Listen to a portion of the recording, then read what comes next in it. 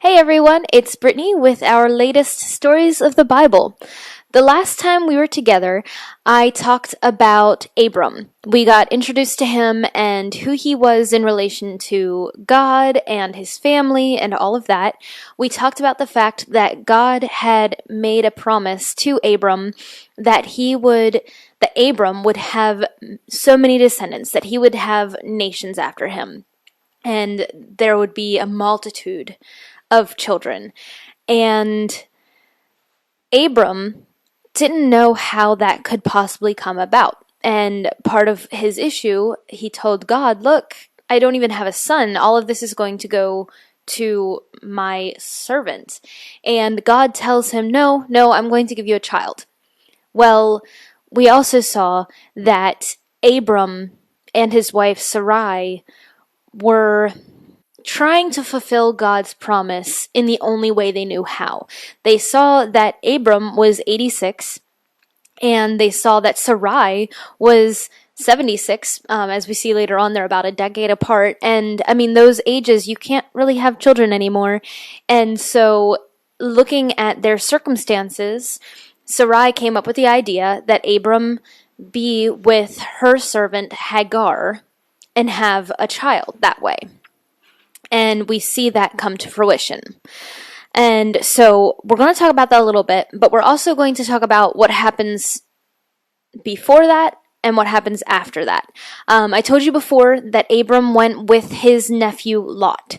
They were all together. They had their own servants and animals and families and all of that. And when we look at all of that, it's really important that we look at the whole story. So I told you we would come back to Lot. We're going to do that today. We're going to hear a little bit about Abram's story, and we're going to hear Lot's story.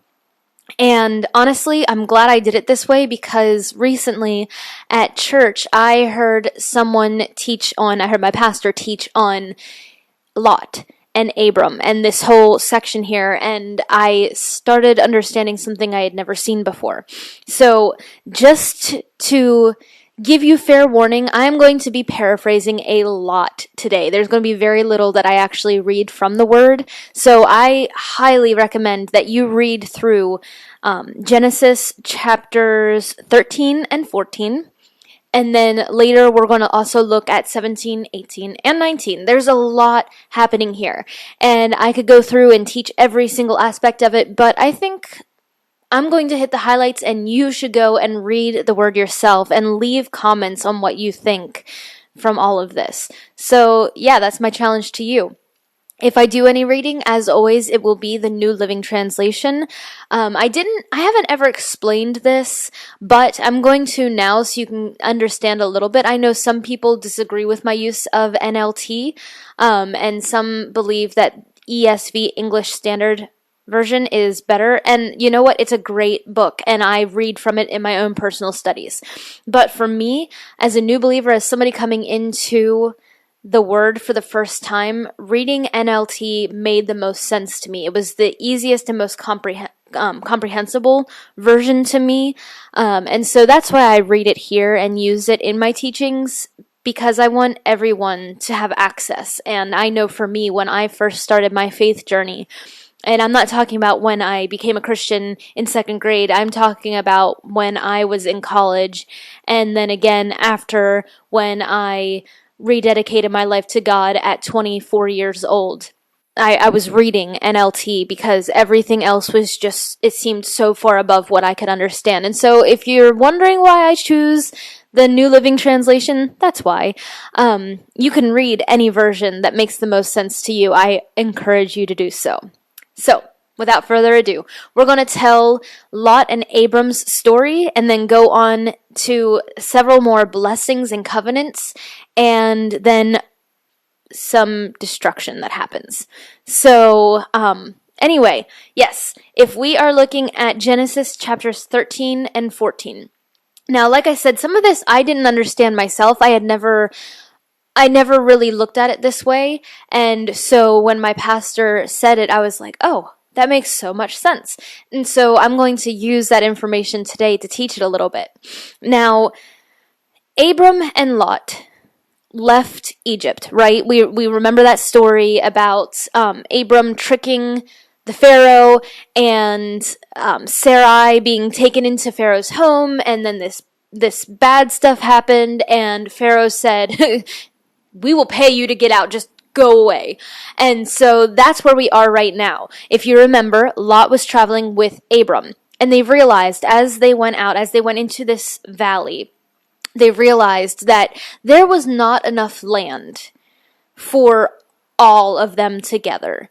With Abram's family and livestock and servants and all of that, and all of Lot's as well. It was just too much happening, too many people, too much of everything. And so they decided to go their separate ways. And Abram, being kind, asked Lot, "Look around. Whatever you want, you can have. The land is yours. So if you go east, I'll go west. If you go west, I'll go east." And so Lot makes his decision. And this is where I never really understood it before. I've talked about this on here before. I don't do geography. I don't do maps. None of that stuff. But Lot chose the land that seemed better. It was lush. There was plenty of water. There was a lot of crop growth. It seemed to be the better choice. But he moved near one of the towns, Sodom, and it was a land filled with evil people. It was not a good place. And I know for my own self, being surrounded by people who are practicing bad things, it can rub off on people. And so, and even just being around practices like they were doing in these cities is not good for the soul. And so even if you're not practicing it, you still get pulled down spiritually by the things around you. So yeah, anyway, with all of that happening, Lot felt like he was choosing the better land. And it was, except that there were these 9 kings in the area who all went to war. And in this war, Lot and all of his household, including animals and people, were kidnapped and taken away. And Abram, being the man he was, and being the man of God he was, chased this army down, the ones that stole his family members. He chased them down and he rescued every single one of them, which I think is truly amazing. But he did it. He was able to rescue everyone. And as he was making the return trip, in chapter 14, verses 17 through 24, we have this encounter between Abram and Melchizedek. And if you look at this, Melchizedek is mentioned later in the Bible by the new teachers. We see no beginning. We see no end of Melchizedek's life. And so that's important later on when we start talking about Jesus, and they say that Jesus is a king and a priest in the order of Melchizedek, because he truly has no beginning or end. But I digress. I'm telling this story here. So Abram comes to Melchizedek, and he is known as the king of Salem, the king of peace, and the king of righteousness is what his name means, I believe. Melchizedek meets Abram where he is, and he blesses him. And then Abram turns around and, without being asked, gives him 1/10 of everything he has. This is known today as a tithe. And he started this practice with this king, this priest of God, who obviously wasn't from Abram's family, but who knew who God was and followed him and was a priest for him. And Abram, out of the bounty, gives 1/10 of all he has to this king. So I always find this an interesting and quirky bit in the Bible, and I hope you find it very interesting as well. And always, always, always read this story, read this whole section all by yourself, because you never know what God is going to speak to you through it. So, anyway, I digress again. Now we're going to jump to chapter 17. So Lot has been rescued at this point in time. Lot goes and settles inside the town, the city of Sodom. Now, jumping ahead to chapter 17, if you remember, Abram has just had relations with his wife's servant and had a son named Ishmael. We didn't go over the part where Ishmael was actually born, but it's really important to this whole section of the story. I think it's really important that we look at this because this is all showing the blessings and faithfulness of God and his promises. And when we look at chapter 17, Ishmael was born when Abram was 86. Chapter 17 starts when Abram is 99 and turning 100. So that tells you Ishmael is 13 years old, 12 to 13, depending on when the baby was actually born. But Abram answered God's promise with his own thinking and had a child with another woman. And 13 years later, God comes back to him. I think this is such a powerful thing because God comes to Abram and tells him, you know, I told you I was going to give you a son by your wife. And you took that promise into your own hands and had a son by your wife's servant. Now I told you that you would have many descendants, and I am going to honor that promise with your son Ishmael. He's going to have trouble. He's going to not fit in places. He's going to have a rough time. But I'm still going to hold to my promise and make him the father of nations in this area. But I promised you a son by your wife, and I haven't forgotten my promise. I'm going to stick to it.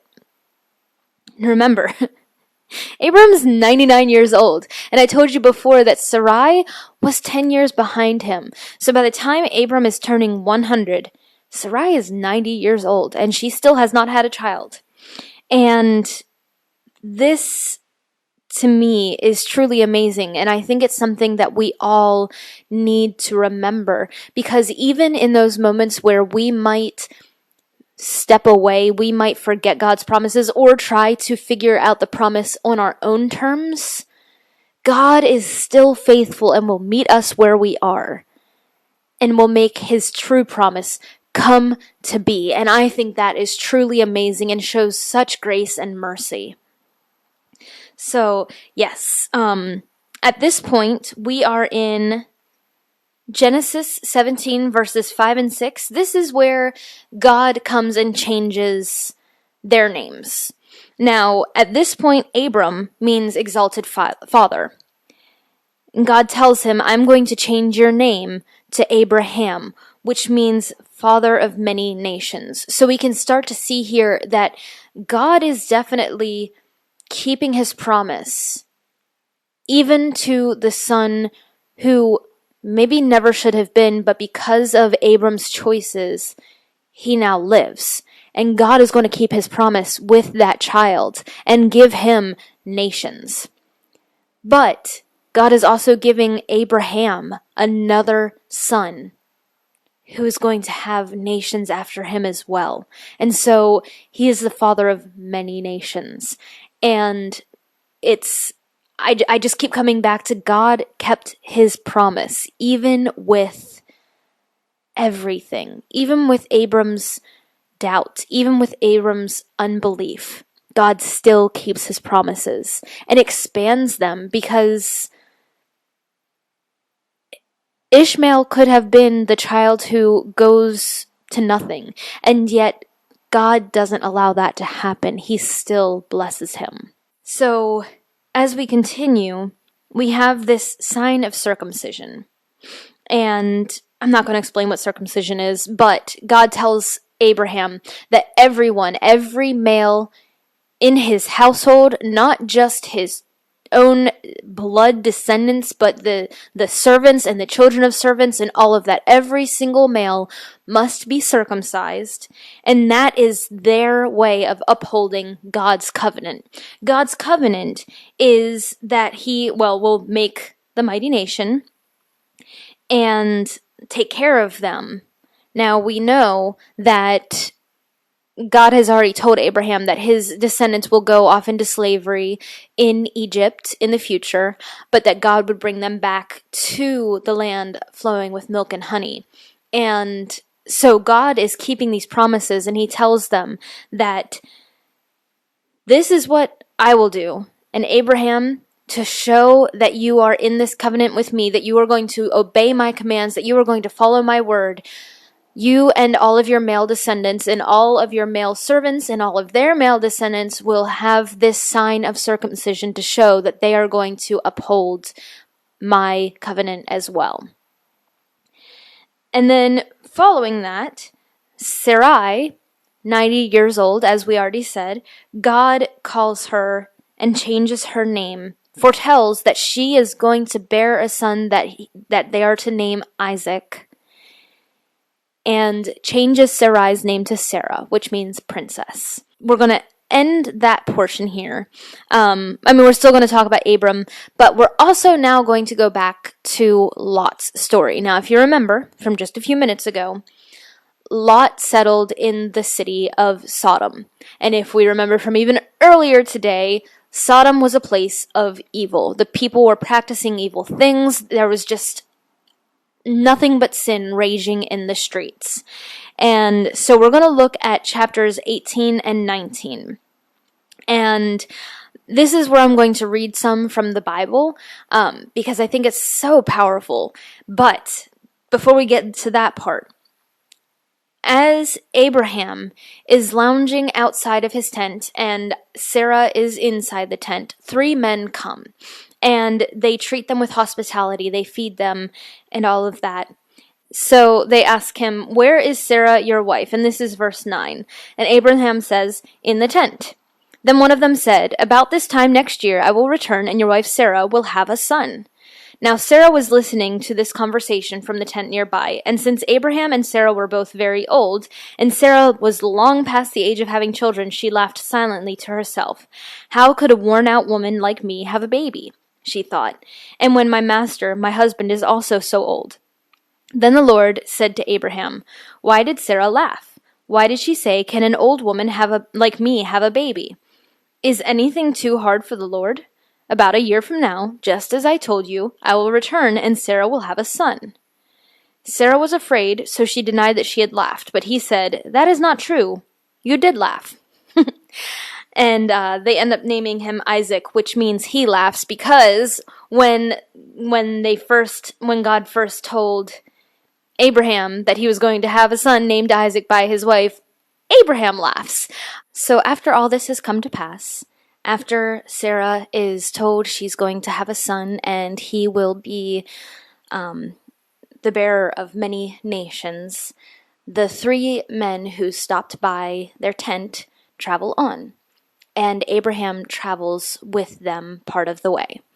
And we learn that one of these men is the Lord, and he asks the other 2, "Should I hide my plans from my son Abraham?" And decides that because Abraham will become a great and mighty nation, and all the nations of the earth will be blessed through him, I've singled him out so that he will direct his sons and their families to keep the way of the Lord and to do what is right and just. Then I will do for him all that I have promised. So the Lord told Abraham, I have heard that the people of Sodom and Gomorrah are extremely evil, and that everything they do is wicked. I am going down to see whether or not these reports are true. Then I will know. Now, obviously, God knows his people. God knows people. He sees their hearts. So he's not necessarily unknowing about how evil these people are or what evil they're doing. But he comes down to see it firsthand. And the other two keep going towards Sodom, but the Lord remained with Abraham for a while. And this is the part that I really wanted to read because I feel like there is such power in these words. So it says, Abraham approached him and said, "Will you destroy both innocent and guilty alike? Suppose you find 50 innocent people there within the city. Will you still destroy it and not spare it for their sakes? Surely you wouldn't do such a thing, destroying the innocent with the guilty. Why, you would be treating the innocent and the guilty exactly the same. Surely you wouldn't do that. Should not the judge of all the earth do what is right?" And the Lord replied, "If I find 50 innocent people in Sodom, I will spare the entire city for their sake." And we're going to continue this. We see this repeated. Abraham apologizes but says, "Let me ask again." And he asks about 45, and God says, "I won't destroy it for the 45.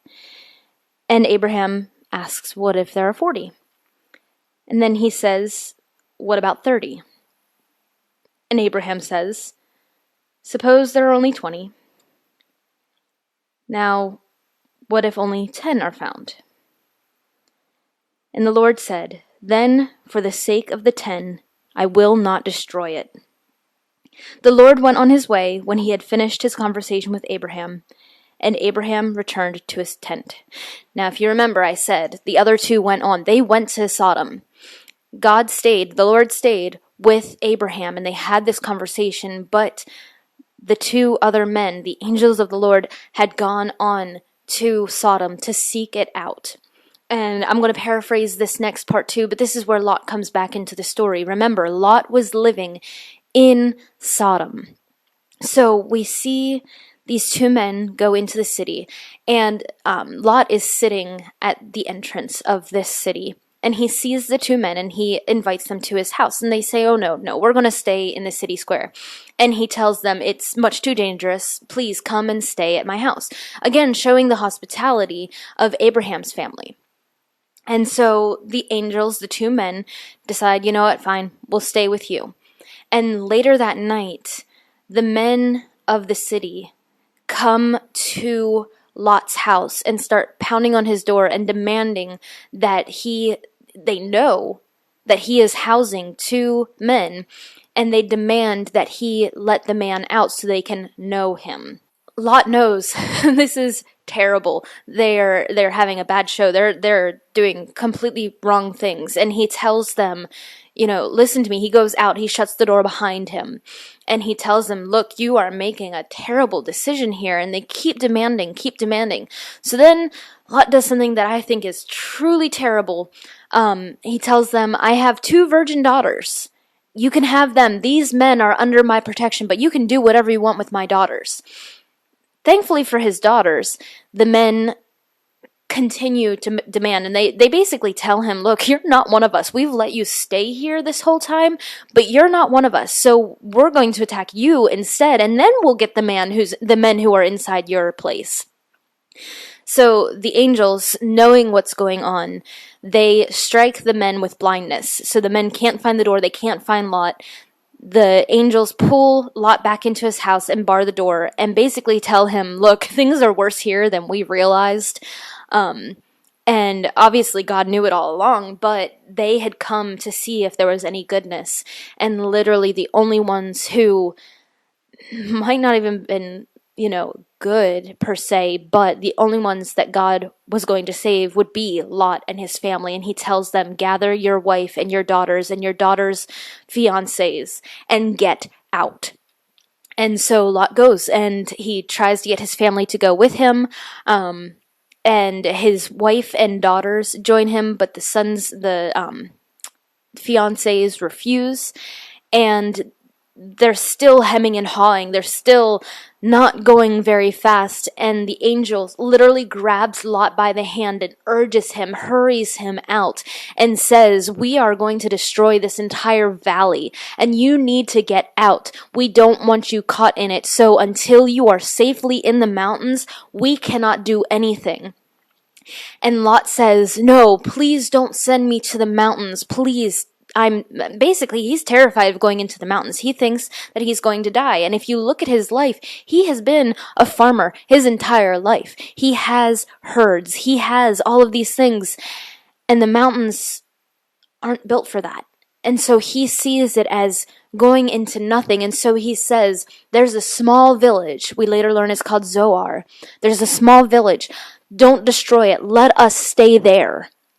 And the angels say, fine, but you need to hurry because we cannot destroy Sodom until you are there. And so they go.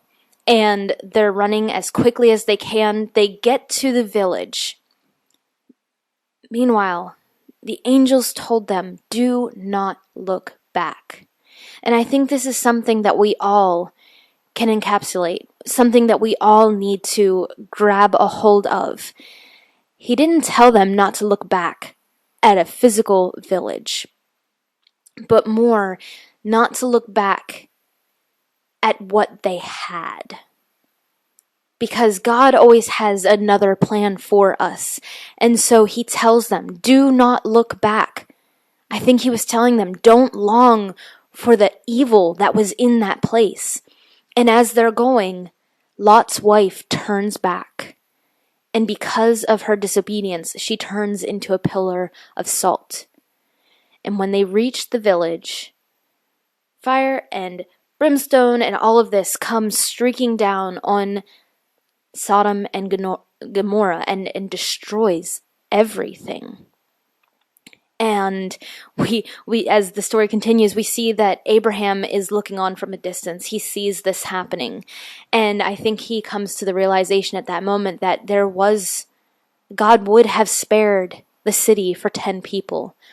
And yet the fact that it got destroyed, that the whole valley minus Zoar was destroyed, told him there weren't even 10 people who were willing to turn from their evil. And I think the angels coming into that town and staying with Lot was the final test for these people, and they failed epically. So I think that's just powerful. Now, Lot's story continues.